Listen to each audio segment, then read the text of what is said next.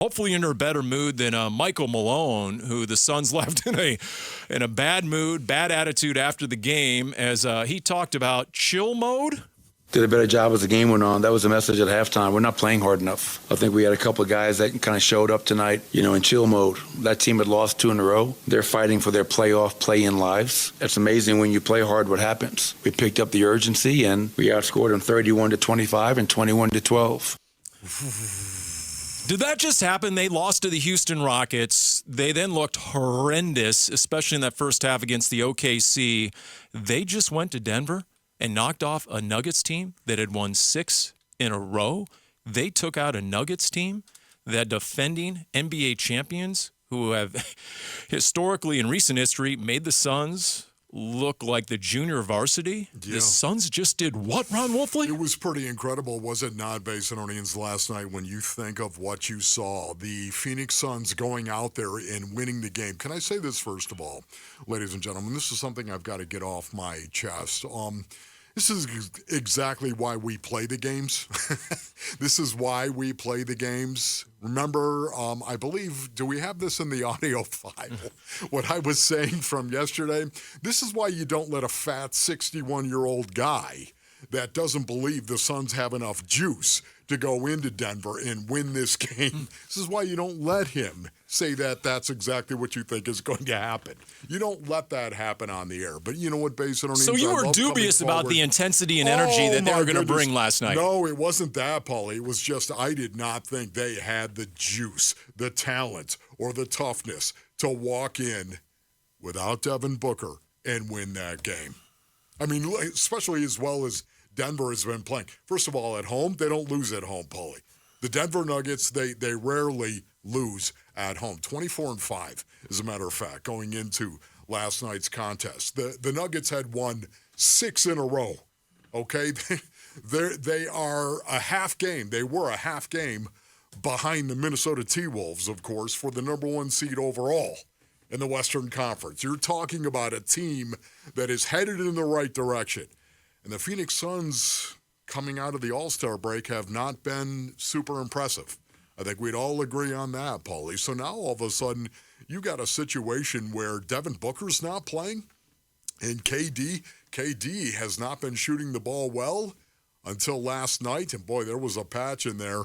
Even in that fourth quarter, he was not shooting it well until he actually hit that 3 and suddenly went into overtime, and everything changed for KD. Why did the Phoenix Suns win this game? You know what? Kevin Durant comes to mind. Kevin Durant.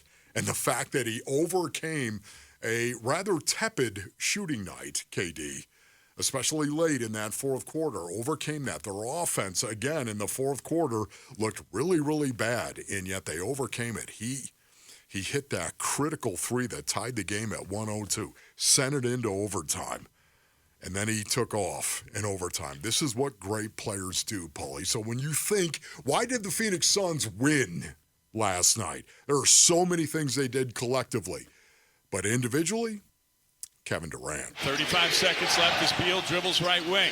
Crosses over on Porter. Goes to his right. Gets into the lane. Spins and gives to Durant at the top of the arc. He'll shoot a long 3 and bury it from the left wing to tie the game at 102. What a big-time shot for Kevin Durant. Okay. I guess we're playing for keeps. So that was his first 3-point make of the game. It was. He had missed his first 5. Oh, no. Less than 30 seconds to play. He nails it. In fact, made his last 3 3-pointers. And then after the game, Kevin Durant was asked, geez, KD, what changed from the fourth quarter to overtime? Yeah, I mean, I think we missed like 10, 11 straight shots. I know I missed 10 straight shots myself, but all of them felt great leaving our hands, and that's the name of the game. You just stick with it. And overtime, we was able to get stops, rebound, and get easy shots on the other end. Because there was TNT showing that graphic over and over. Just ad nauseum, they're showing that graphic, how the Suns have been the worst fourth quarter efficiency team in recent history. They kept flashing that up on the screen, and it's almost as if they were speaking it into existence because the Suns started 3 of 18. There was 4 minutes to go in the fourth quarter, and they were 3 of 18 as a team from the field. And it was Paulie, awful. That was also in the press release. Paulie. So you're ripping the TNT producers. No, I'm you're just saying the right TNT now, producers Paul, are Captain it's Obvious. It's kind of like you. Is that what you're saying? No, I'm not, Paulie. Look, we need to talk collectively after KD.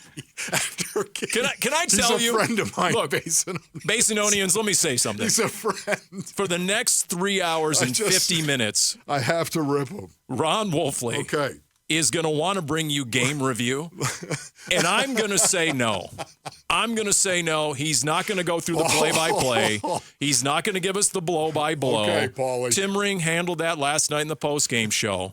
I'm here for answers and solutions and takeaways, Paulie, and what you can take from this going forward. You just nailed it, Paul. Takeaways or giveaways. Oh, that's right. Turnovers. You can count them on 2 hands. Can I just say right now, it was a single digit. They protected the ball, Paulie. That was the number one thing collectively the Phoenix Suns did.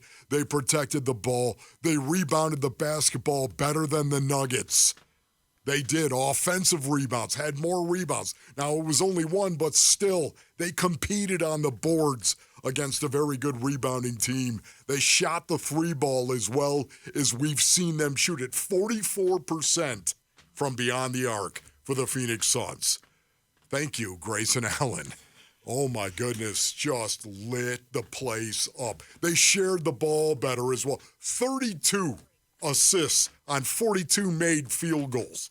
Think about that. They shared the ball better than a team that is known for moving the ball. But they got to the free throw. It goes on and on and on. Collectively, the Suns played one of the best games we've seen them play ever. Can I just hear, Maloney, this hear season. Frank Vogel on the second quarter and that aggressive mindset, because the Suns went on a 26-3 run in the second quarter. Grayson Allen got red hot during that stretch. We want to shoot a ton of threes. We've got great shooters on this team. So when you do that and you're aggressive behind the arc with great shooting, you got a chance to go on big time runs like that. So they were up 15 at the half. Wolf, that second quarter, for everything you're going to say about the fourth quarter and overtime, that second quarter, I think, is the case study of what this Suns team needs to look like going forward. We'll get into that a little bit later. Okay. Thanks for watching Wolf and Luke. Tap to see more and click the button in the middle to subscribe to Arizona Sports.